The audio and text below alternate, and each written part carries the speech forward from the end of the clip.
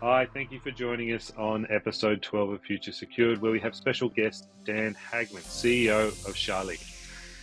Dan has a wealth of experience. He built the first SOC at the London Stock Exchange.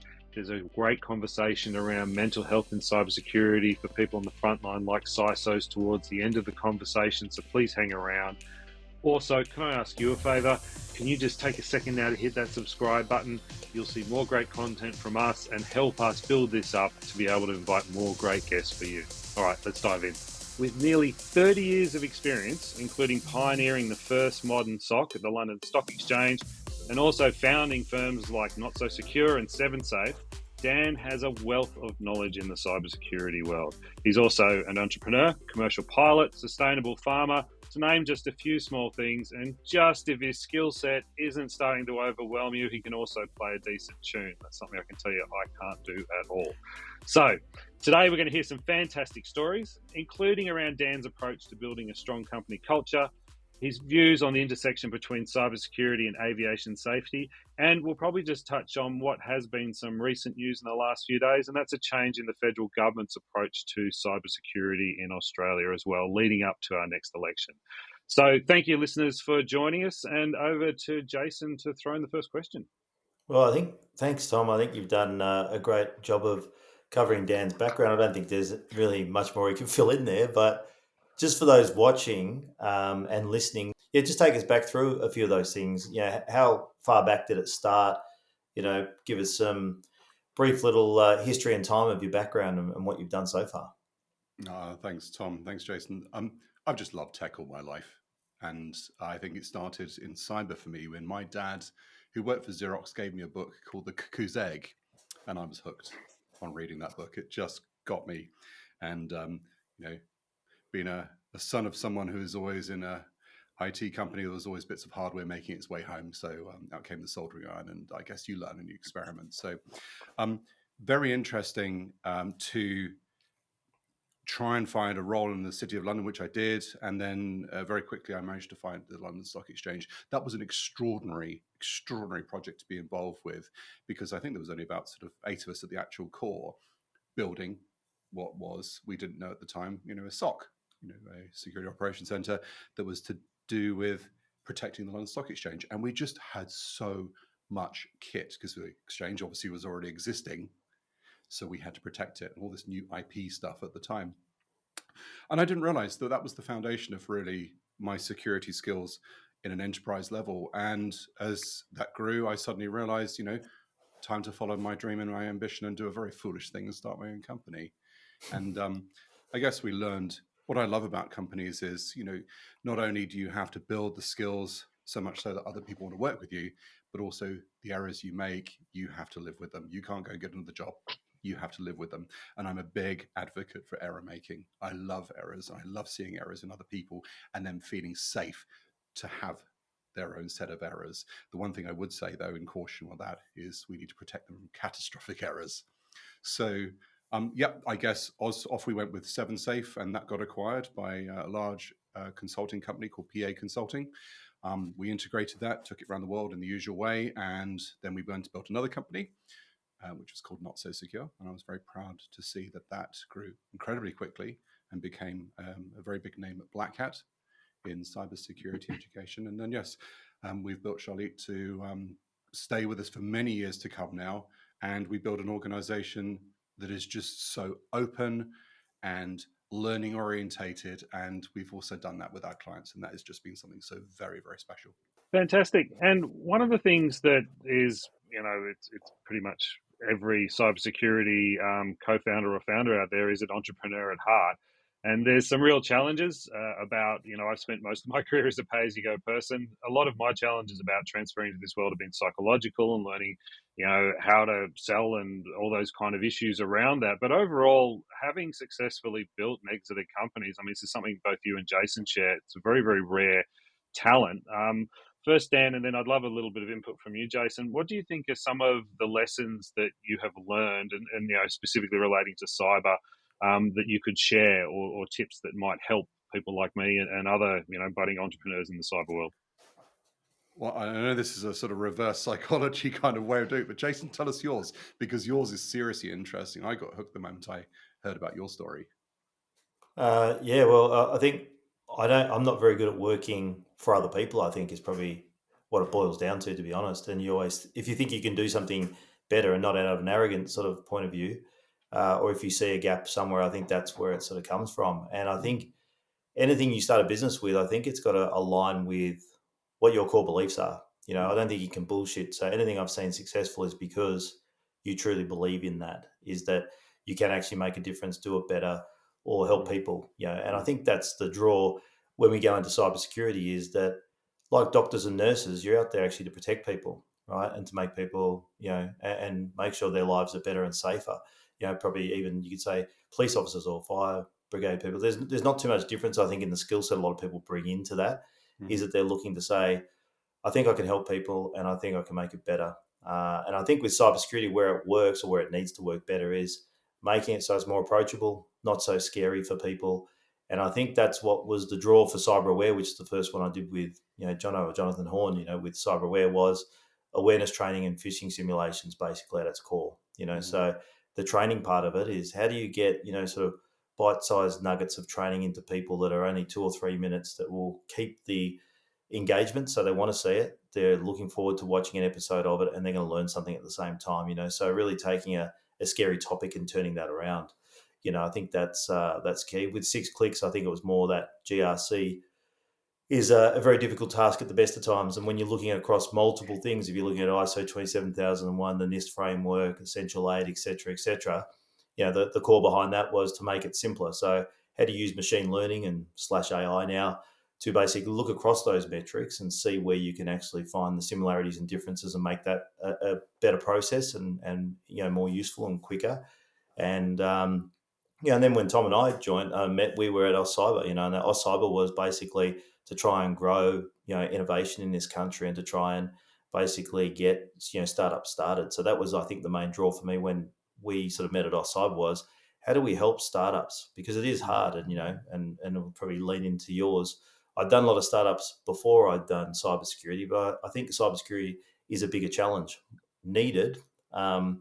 And we just need more help in this country. So I think that the lack of skill that we have or ability to support people in this country is a problem, and we just need to get more people, like yourself and people who have some knowledge around it, like yourself myself that are willing to give back and say, how can we actually help other people and bring other people along the journey? We've got battle scars and have actually been, in the trenches, and you do learn a lot, don't you? Like there's stuff that I just wouldn't do again in business that I'd done before, but if we can shortcut that for other people and make that an easier process, that's sort of what drives me is to get that and to help the average person, a small business owner, like Tom says, a cyber attack is going to, if it happens, can wipe out a small business overnight.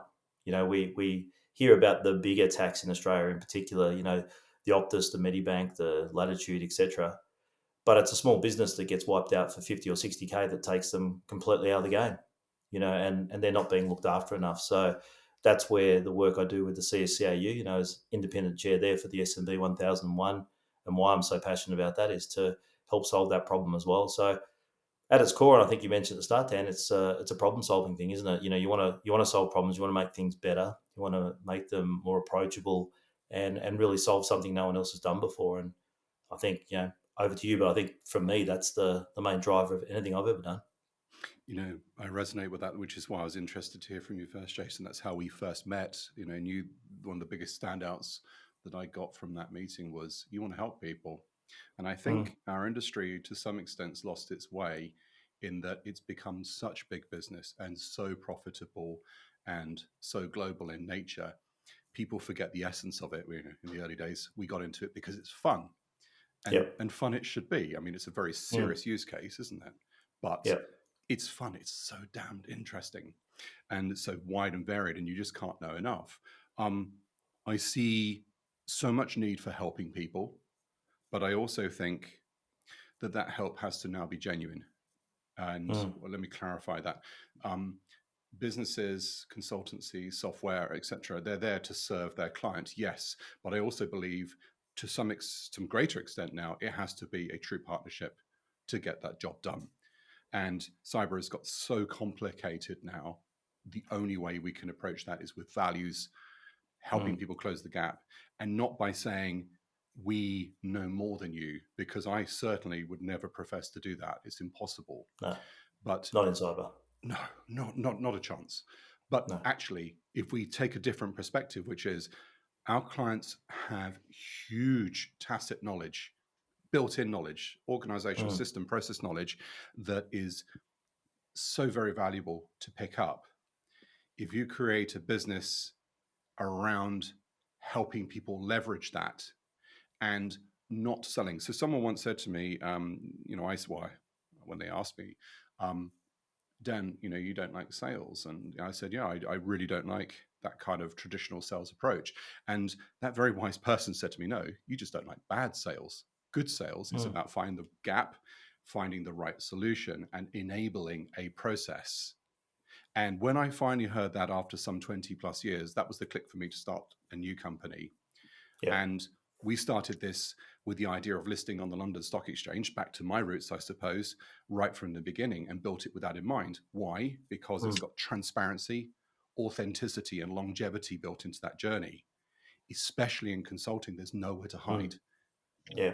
You're only as good as your forward load of consultancy projects, and your expansion is only as good as your relationships and problems you solve. So going back to your point, helping other people, enabling them, being better, but also, I think very strongly, being yourself. I think this industry is now recognizing, that we're not that adversarial in nature. It's collaborative in nature. It's partnership in nature. And that, for me, has taken a lifetime's worth of work to truly embody and enable and figure out. And it's been magical ever since. And that's it, isn't it? And I agree. And Tom and I talk about this all the time, is I'm not scared of sales because I only sell something I know is going to help someone. I'm not going to offer you something unless I can help. And collaboration is the key behind all that. That's the whole thing. Build a team and get people to have differing skill sets to yourself, that you can actually then, that's why I keep saying the Team Australia approach is get all the best people in the game to come together to solve for the problem. We keep trying to individualize this. And as I keep harping on about, on the dark side of the web, they're all collaborating fantastically and saying, hey, look, this really worked. This phishing kit I just built, you should use it. You can buy it off me or whatever, but go for it, and here's some, and that didn't quite work. I'll try this next time. On this side where, as you say, very insular and sort of almost siloed to the point of, well, I've got to sell my product over someone else's product, even though I know deep down their product's actually pretty good or it's got good bits to it, but I've just got to sell mine at all costs, rather than saying, buy ours, but actually just buy these components and you're better off going to XYZ company because they actually do this really well and probably better than us. So combine these two products and you're going to get the solution that you need. That's what we should be doing, doing the best thing for the customer. If you go see a doctor, and they actually want to build you back to health, that's what they're going to do. They're going to make a solution that's actually built for you and offer you different solutions, not just here's one drug that's going to do it all. But you've touched on something really interesting. I've never thought of this analogy, Jason. And you go to a doctor to build you back to health. Interesting. But it also requires you to build you back to health too. Correct. Yeah, it's like a personal trainer in health or anything, right? You can be given the best program, but if you don't apply it, you're not going to get the results. So, this is why I was sort of looking forward to getting you on, because I think, from the first time we met and the conversations that we've had, there is an alignment there and a belief that I think is aligned that, and that's like Tom knows, I've got a no dickhead policy. I just want to work with people I want to work with or be in collaboration with it. There's certain people out there I just would never want to work with just because they're at their core not doing things for the right reason, or usually just to self-serve themselves. So we need more people like yourself that are looking to really make a difference and help other people. I think one of the real challenges around that is how we handle failure. You touched on it earlier, Dan. Something that's been really important in my life in the last 5 or 6 years is that thought that it's where I fail that I can find the learnings, because every time I kind of kick a goal or do something, well, it's worked, hasn't it? And that has been where I found a huge amount of personal growth. It's still a challenge every day. It always is. When we were chatting a little while ago, Dan, you were giving me some examples about some leadership situations where you kind of allowed people to fail. How important is that? And also, and then over to you, Jason, in your journey, how important personally and as a leader, when you're building culture, is it to kind of allow that failure to occur in an environment where people can learn rather than, be kind of penalized for making mistakes? I believe it takes a huge amount of self-assurance, Tom, to be able to even discuss it in our industry. And so we need to look at that first and foremost, which is why. And how did we get here? It's because, especially from a hacking perspective, it was always about elite people. We know more than you. We could take over your company to a greater extent than you. We know better than you. I disagree with that. And unfortunately, there is a huge element of that arrogance in our industry.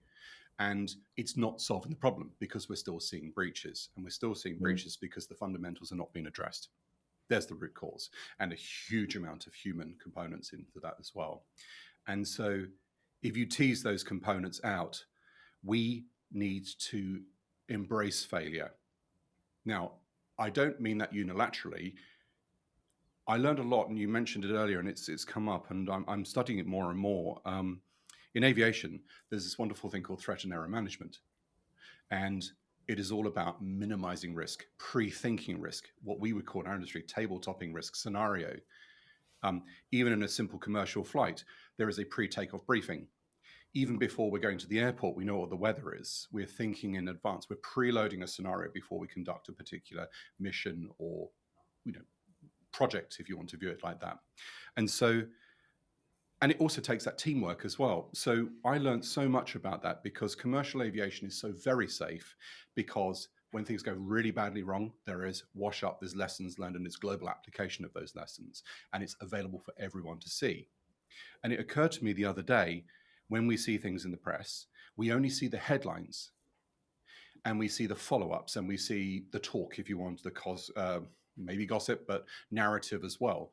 But in aviation, what we see is years long later in that long tail, we see investigation, analysis, and root cause, and we then see why things come about. So I started studying aviation about 8 or 9 years ago, and I decided the only way to be truly safe is to raise your standards. Tom, to your point, kicking some goals perhaps, but for me, it was about, I don't want to be an accident or an incident at the very minimum. And I also became very good friends with an air crash investigator. I realized that the application of that mentality is directly relatable to cybersecurity. But I also think it goes to a far deeper element as well, which is culture. And it is kind of cool. It's nice to have a nice organization. You don't put out fires. I don't put out fires. We don't have any. And that might sound really strange, but it just doesn't exist. Why? Over the years, we've got to learn to build organizations where we absolutely adore watching people learn and grow. And yes, they make error. Now, for someone to say they run a cybersecurity company and we make errors might sound a bit alarming to bring that alive on air. But it's a reality in all cyber companies. They all make errors. I'm worried about the ones that make the errors that are not seen, that are not learned from, that are not covered up, or that are covered up and not digested, if that makes sense. The boss never knew about it. The client certainly never knew about it. No. If we create a condition, a cultural condition, internally with each other and with our client, where error does flourish, it means we're pushing the possibilities and we get to the point of securing something or risk mitigating to the appropriate level, what we need. And so I realized this in aviation, going back to that, there are two types of there's incidents and there's errors and there's catastrophic errors.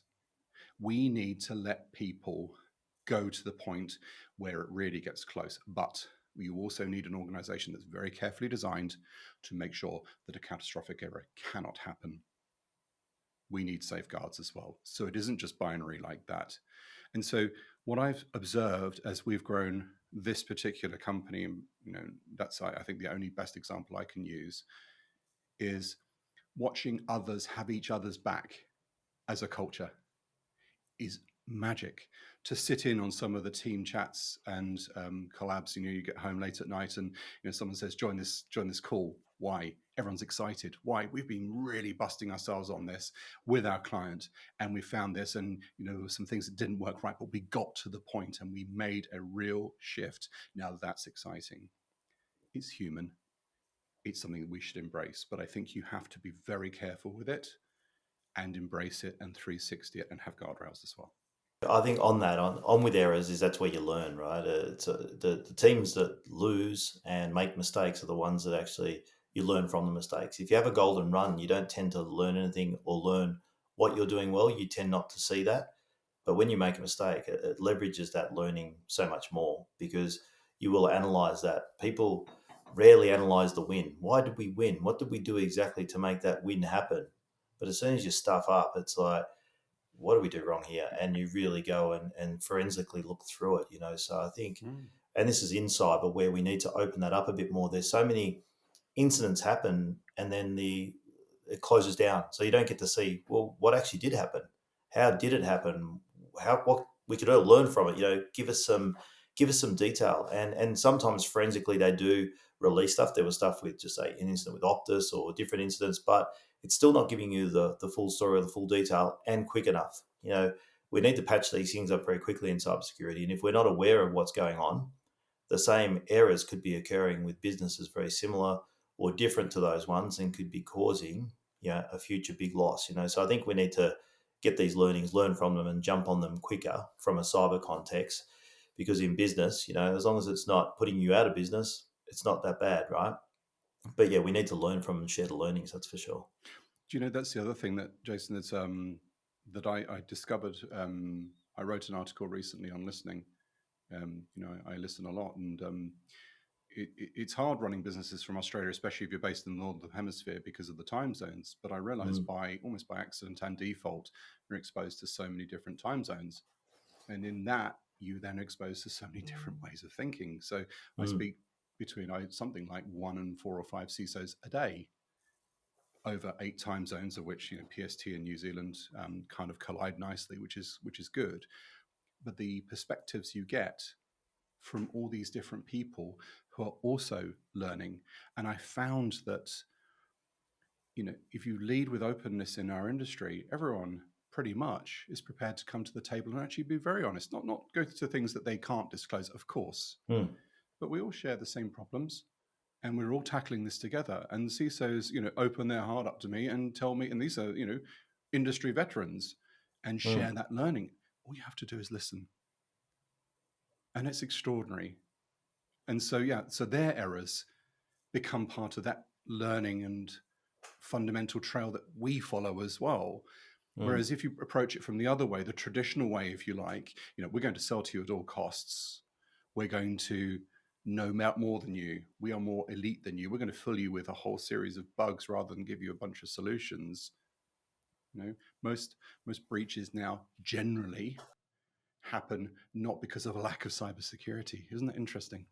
To pull on a couple of threads that have come up here and dive back into the aviation standards analogy, last episode we had Tony Visser on. He was talking about the tension around people, the need for standards. So you can have that knowledge that whether you're a product or you're employing someone, that it is actually going to do what this says, or this person has a qualification.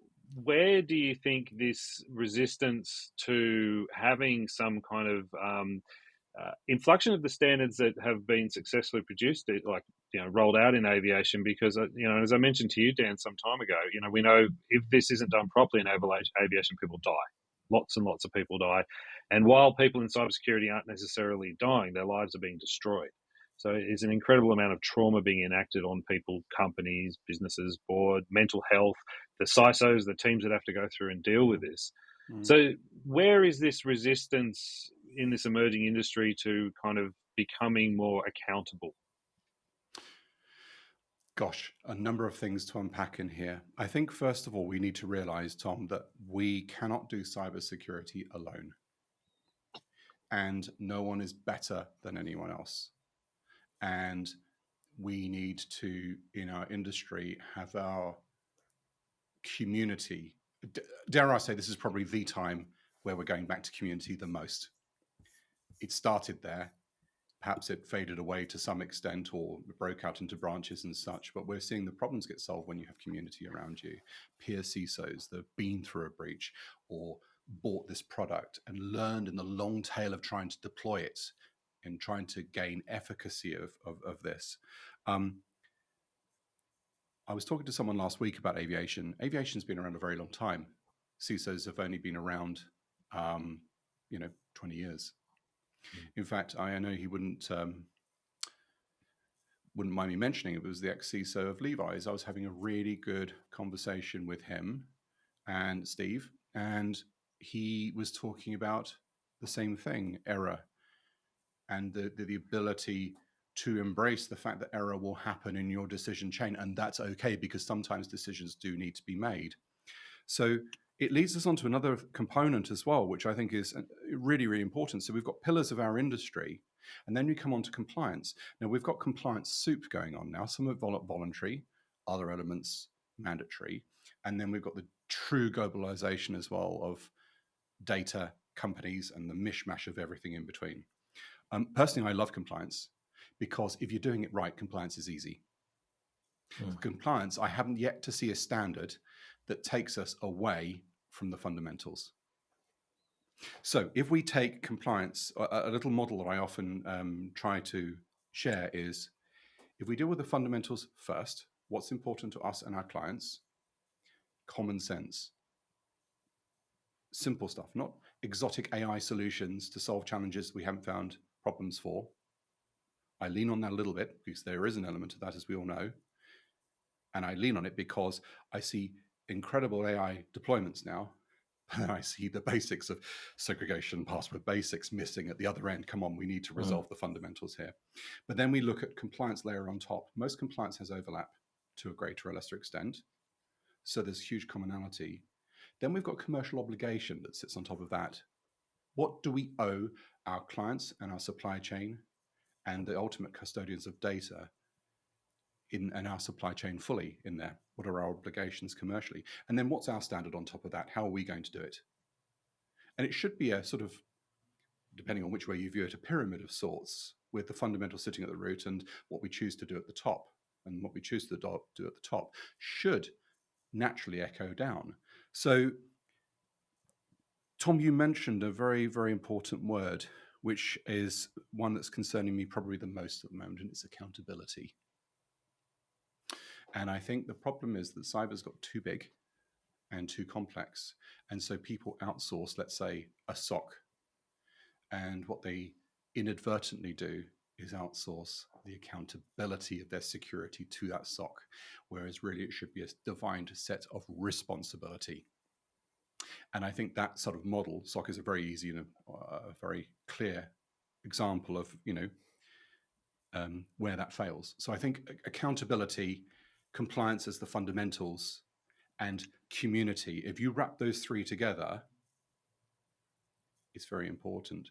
We work with large enterprises mainly. I'd say the good majority of them don't even know what assets they have fully.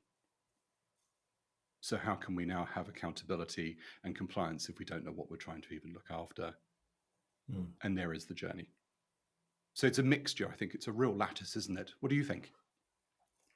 Yeah, I reckon it's got to be built in. And this is where I think what we've been trying to do and you said about a CISO 20 years, Dan, but we've been trying to retrofit cybersecurity into existing things, and that's always a challenge, right? And if a business has grown quickly or something's happened where they lose track of things, which happens, it does make cybersecurity sometimes a difficult thing to apply. There was I won't mention the CISO because this was sort of more in confidence, but they had a Siemens machine which was on a production line which was spitting out thousands of bottles per minute, and it couldn't get access to this as part of this asset registry we're talking about.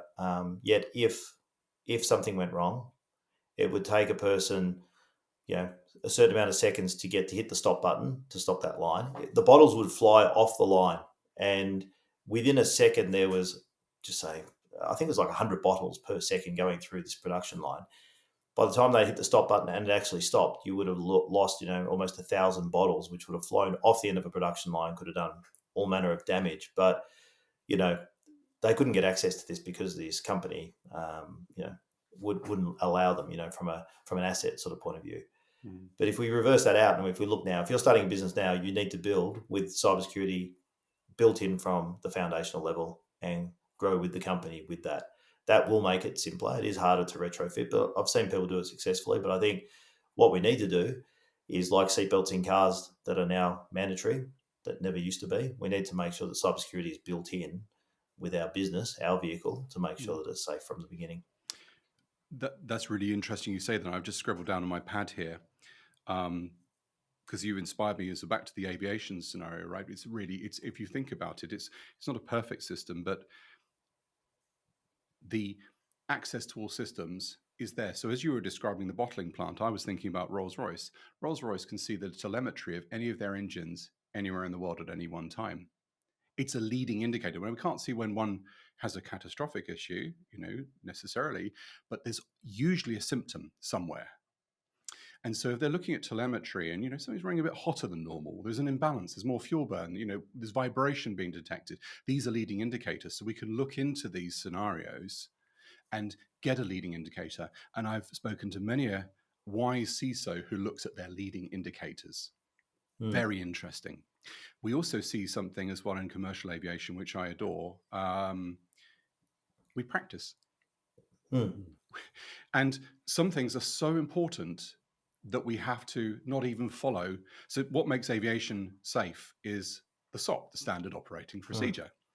So, but SOPs need to be enacted. So, all very well in your bottling plant example to sort of, get up there, with page 3 or page 5, subsection C in the appendix. No, there are some things we do need to do as immediate, which is, we call them in commercial aviation flows, things that you do quickly before something develops. That's more important. But also we need to be very cautious about training ourselves not to respond to a false or misleading indicator. And it's been known in commercial aviation, again, an LED has killed a lot of passengers because it's a distraction. So there's a very interesting thing about rehearsals, and we can put it in our language as tabletop exercises, scenario planning, enabling the exec, running DR and BCP scenarios. Very, very important lessons learned. So a commercial pilot, we put them in the sim every 6 months. We are practicing day in, day out. Not all landings are auto land in most companies because they still want you to have that flying experience. I think it's fascinating that two people that don't know each other can go into a cockpit, receive their flow of information from an operations department, knowing that maintenance have done everything, knowing that they can trust the fuel people for the quality of fuel and the correct uplift, and they just do their checks, their weights, balances, loading of luggage. It's all done. And then two people don't even know each other, go and take an aircraft, and they fly it blind around the world and pop out at the end of an instrument landing system. That is extraordinary. Why? Because the systems have been built together to give them the telemetry, the leading indicators, the practice, and more importantly, align them together on a SOP, standard operating procedure. And then when it all does go wrong, there's so many incidents before there are accidents, and we can catch those too. So let's look at our near misses. Thank goodness we missed that one. There's so much in cyber that if we just slow down a bit and stop chasing data and indicators, and a big one of mine at the moment is vulnerability management. People love it. Why? Because it's tangible. What about the misconfiguration in a piece of cloud software that's going to let a hacker straight in? I don't care about all those vulnerabilities that we can't get at, or we can get at and they're not validated. It's that cloud misconfiguration. We're looking at the wrong, not exclusively, but the wrong stuff. Where are our indicators? So slowing down in order to kind of catch our breath and do all that, it's directly at odds with generative AI and quantum around the corner, probably closer because of generative AI. What, and again, you touched on it a little earlier, and I'd love to both of you to take a turn. You can go first this time, Dan. Where do you think the good and the bad is going to be? Again, Tony last episode really spoke about the challenges it's going to have for people getting their first jobs in cyber, because already getting that basic experience is one of the hardest things to do. And now with Gen AI easily taking a lot of those menial things, either you're sitting there being trained by it potentially, or it's just growing that gap. So that's just one point. But where do you think are the places we can take advantage, and also the risks? There will always be space for thinkers, Tom. Always. And I think where that comes from is these systems are super complicated, and there is so much opportunity for a grad who is prepared to invest not just in a body of knowledge, a degree, an MSc, but to also apply it and solve problems and be hungry. I'm actually going to go back to first principles, the things that got us into this industry, or, Tom, and you into film and all the things that you did there. There was a hunger and a love, not an assumption, for your art and your passion that followed from that. How do we now interview? How do we get to the White House and enable all this via the security clearances, and I can't bring half my kit in, and all the sort of things that you've had to do, right? But there's a passion between that. Where I worry about AI is there was a great book I read by James Quick, Kwik, and it was all about learning. I thought it was such an interesting book to learn from.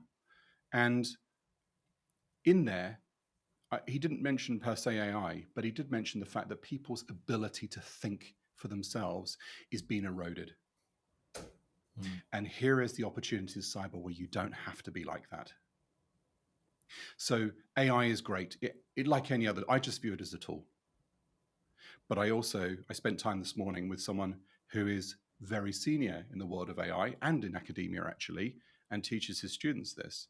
But he also focuses on the fundamentals, the thinking. So if we take AI not as a hype, but as another tool in our tool set that we can use and leverage to think our way through problems, critical thinking has got to be at the center of that. And I see so much opportunity for those who wish to engage. For those who want to shortcut and have a lazy time, it's going to get difficult. For those who want to really switch on and concentrate and think and build original thinking and collaborate, I don't think there's been a better time. Let's just shift on now to a very key part of all this, and that's the humans that are sitting over the top of it, and our well-being, mental health. So I've been in some high-pressure roles being an entrepreneur. For you guys, these moments, there's a lot of stress and anxiety. Not everyone is equipped with a playbook of tools in dealing with these things. You're a CISO, you're a cybersecurity team. Every day you're coming to work and your heart rate's elevated while you're constantly chasing and dealing with these things. Are we going to get to tapping this mental health problem within cybersecurity soon enough, do you guys think? Or will it become another thing in 20 years that we're looking back going, if only we'd invested the time as we see in other industries, and leaving a tail of damaged people? What do you guys think? I've written on my pad here 2 important points to raise here, Tom. Resilience. Resilience has got to be one of the biggest themes right now, hasn't it? And how do you achieve that resilience? I think going back to our learning again, building companies, as you both know, is very, very hard. It's the hardest thing you'll ever do, and you'll never finish it.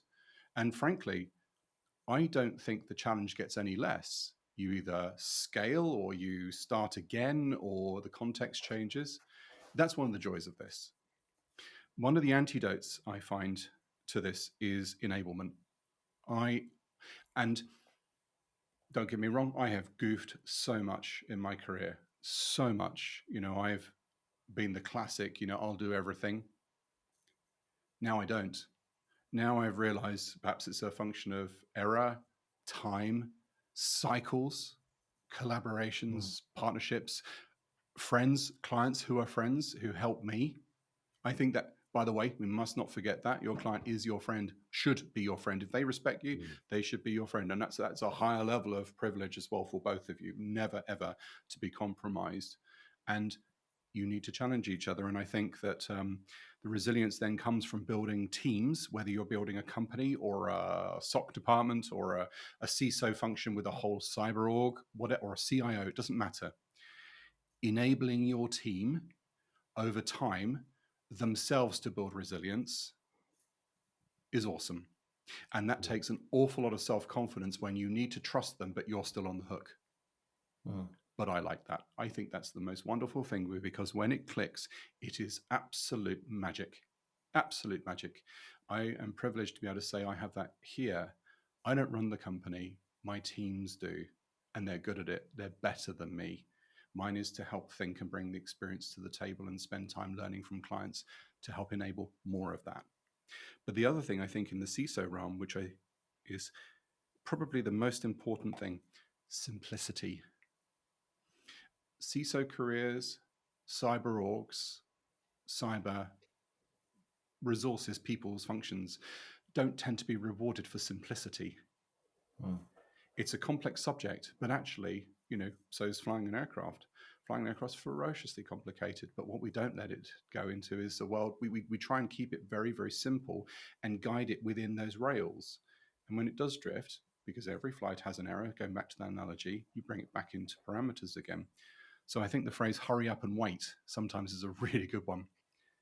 So the mental health side of things comes from, I think, being open, by not being a big ego and saying, I know all this, because we can't. We need to let that one go. We must let that go. I don't know it all, but my team, my goodness, do they know a lot. But they don't know it all either. You can figure it out, though. You can usually figure most things out if you're open about it.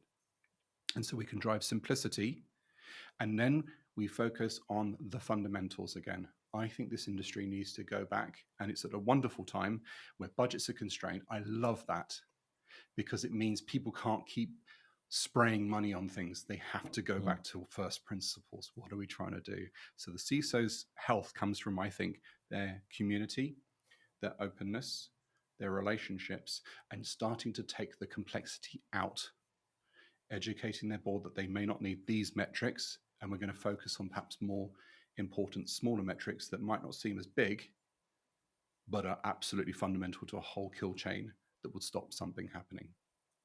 That's my, in a nutshell, view, I think, and that's what I've learned so far. That's fantastic, Jason. You're an absolute force of nature. I'm just, and you're always out there leading and in front of all these things. Maybe on a more personal note, I mean, how is that mental resilience? What are the things that you do to kind of help you and you see that work in the I've people been burned around out you? before. I know when I was doing the gold business and Starwood simultaneously and got it through the GFC, both those businesses. Starwood Whiskey, we'd only started in 2007. And then the next year we were going through a capital raise, the GFC hit, and we were capital raising for the gold business that I was listed on the ASX, which eventually listed in 2011. And it wasn't until that business got listed that I realized how burnt out I was, because I had to carry it through. When you're carrying through, no one would sign up to start a business or be an entrepreneur if they knew what it actually was at start, because it's not until you've actually gone through it. You just don't have a choice. It is jump off the cliff and build the plane on the way down. If we use the aviation analogy, that's exactly what you're doing. And more often than not, I've either just swooped away before it's actually hit the ground on multiple occasions, or I've stacked it and crashed and, injured myself pretty badly, but fucked up the plane even more, right? But that was the reality of what actually happened. And I just don't think people understand it or understand entrepreneurship and the people. That's why you have a connection like when Dan and I spoke and stuff. You have shared understanding of, fuck, if you've done that and I've done what I've done, you get what I'm talking about here, right? You've been there, right? And it is completely different when there's been situations where I've had a lot of staff and it's becoming up to, I need to pay these staff and it's wages day. I don't have any fucking money. Like, there's no money in the account. It's all, it's gone, and I've got to find a creative way to actually pay people because they deserve to be paid. As Dan said, it's not their problem, right? It's not their fault that I can't pay them. I've made a promise to them that I'm going to do that, and it's carrying that sort of stuff is actually, it's like, you grow a family around you, and you feel like you're responsible for these people, and you carry that with you. That's really hard. Now, from a CISO point of view, CISOs in Australia have it the worst. You have one fuck up, you could stop 1 million attacks. You have one fuck up, and you're out of a job. That's it. It's so cruel, and so like we said about learning, you learn so much from a mistake, and often it's not the CISO's mistake. It could be just someone didn't follow process through there by doing an update or whatever the case may be in the wash up, but they take the bullet for it, right? And I know we're going to talk about Claire O'Neill in a sec and all that sort of stuff when we're talking about this home affairs change. But again, and I'll casually cross over into that if you like. But what's going on there, right? How does Claire O'Neill, because of something, she had a quite wide ranging portfolio. If we had home affairs in there, and there was an incident that happened a couple of months ago, obviously, that she's been punished for or taken the bullet for. But I don't think she missed too many steps when it came to cybersecurity and being the first proper minister for cybersecurity and carrying it as far as she did, and how she grew in the role and all the things she did to then get dumped. And again, we talk about diversity in the workplace, and and Labor were sort of sprouting, that their ministers, it was sort of pretty much on a 50-50 place that they were having a male come in and replace her, and that sort of thing. It's just, I know the politics behind it, but the politics of politicking is not too different to business or anything else either. I fail to see why certain people should take the bullet for things. No one's perfect. There were mistakes made, but I don't see that such an important portfolio as cybersecurity should be treated with as much disdain as I saw it treated with yesterday, with the switching of ministers. I agree. It's brutal, and I think after spending 70 odd years in the press gallery, there's you could call this the parliamentary press bubble. You can call it whatever you like, but at the end of the day, Albanese is going, I need to win the election. Cybersecurity on the list of most important things in the polling he's constantly doing is not at the top of the list. We've seen Tanya Plibersek, a high performer who's been left out merely because of the factions. This is the same problem Claire had. She was not part of the in-group. She's been put into a place where actually she might be more effective in her role and can still kind of stand out. But this is all irrelevant to us in the cyber industry. To some degree, the government's wargamed and set itself up for an election. We're not a priority issue. I find the whole thing quite frustrating and disappointing. And it definitely, from my view watching this and my experience, is this is an irrelevance. The election's the focus, and they're literally down to the point now, we've got a job or we don't have a job, which comes back to that entrepreneur kind of mindset. So Dan, I know you kind of sit outside of this, but I'd love kind of your perspective looking from the outside in. It's interesting you say this. So again, I'm a great fan of analog, pencil and paper, and I jot down my thoughts. And I think if we take politics aside, but say, let's just call it business, because I think the two components sit as a parallel example to what I'm about to say, which is hackers don't care about budget cycles or political election phases. They care about getting to the data or to the meaningful asset. And I think the problem that we see is, especially the Western world, perhaps is perhaps a sweeping statement, but it's what I see anyway, at least in my daily exposure, is the internal noise of that becomes greater than what you're trying to do in your mission. And the most effective CISOs I've ever met are the ones who not necessarily navigate those by business cycle or political cycle savvy, but by doing the right thing for their organization. And I think there is a fine line, but I thought about this and I really sweated this one out with a number of people I know. The problem is that we've also got is CISOs still have mortgages.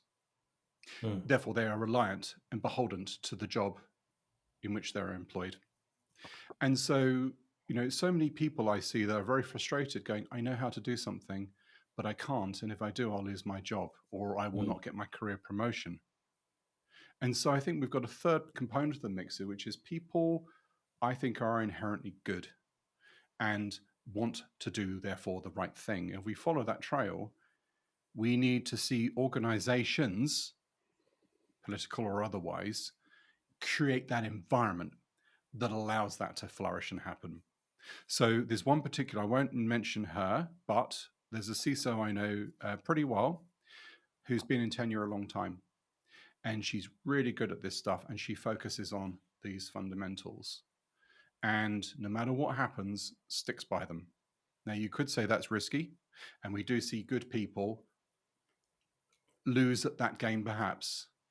And this is where I now also see CISOs, especially in Australia, who wait for their next role.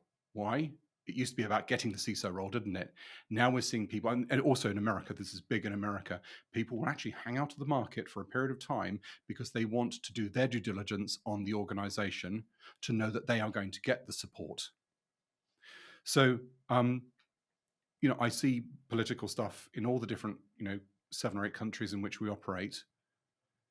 But I think it still boils down to the same thing actually in business as well, which is it's the business and the context of the environment there. People can only be as good as that environment. If, back to the airline, if an airline wants to start taking risks, but you want to fly safe, what are you going to do? It's a very difficult thing, isn't it? But of course, let's look at the hackers. It's an absolute laugh, isn't it? People are selling them solutions they don't need. People are, procuring things perhaps because they're more top right-hand quadrant. Why? Because it looks good. Certain consultancies get hired and so on and so forth. And that may or not be right. We need to defend against ultimately what are we trying to protect. But the other thing I think is very important, CISOs should be an advisor. And yes, it should be a point of accountability. But if the business hasn't even told them they've got a whole series of cloud assets, how can they be possibly accountable for something, even if they've gone looking and then no one came willing? They can't sit there with their clipboard and audit every cloud config and every cloud deployment they've got and every backup solution, every supply chain. They're reliant on other people. So this is back to the point about CISOs in 20 years. I think it's going through a very rapid maturation phase right now. But yes, I hear you. Difficult things happening of late. And there's always a context. Whether that context is right or wrong, the hackers still get their advantage, don't they? Yeah, and I think you're right. And the mental toll on people, and not just, I'd say especially in cyber, but I mean we see it in the medical profession and others as well. Yes. Is that, and to go back to Tom's question, the washout of this, I feel, is we talk about PTSD and the like.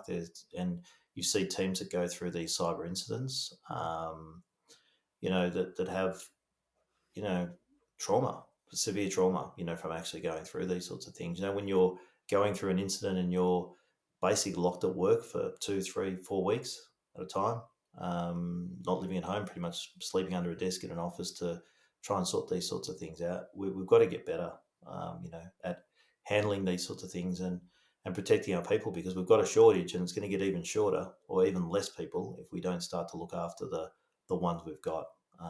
So yeah, that's what I'd just like to say. Sorry, Tom, just before you jump in, but I think that needs to be said. Yeah. No, look, and thank you both. We're well over time, and I'm going to wrap it up now. But there's some really, really deep conversation we had, and I really love the way we put out all these ideas. But I think, the self-care you just kind of both talked about and touched on, both that organizations and leaders need to be conscious of, and people themselves. For me, I think it's often as simple as when my brain's buzzing around, taking the dog for a walk, going for a run, going to the gym. That physical activity really, really works for me. I was out on my mountain bike on the weekend, and it just helps clear the brain. Oh, no, Tommy. No, I slowed down. Your son knackered his knee and then no what are you going to do, his shoulder again or something? Oh, no. Yeah, I wear a lot of body armor now, the resilience part You'd of it. You'd need to. Slow down. Bubble boy. But look, thank you both. And to the listeners, thank you for getting this far with us. I think there's a lot to take away from here. I'd recommend a second run through of this one, especially if you're an aspiring cyber entrepreneur. There's a whole bunch of tips in here you can pull out. And thank you both for joining us. We really appreciate it. Thank you, Tom. And Tom. Dan, pleasure. It might be a part 2 on this one as well. All 3. We'll definitely have Dan back. Thank you, guys.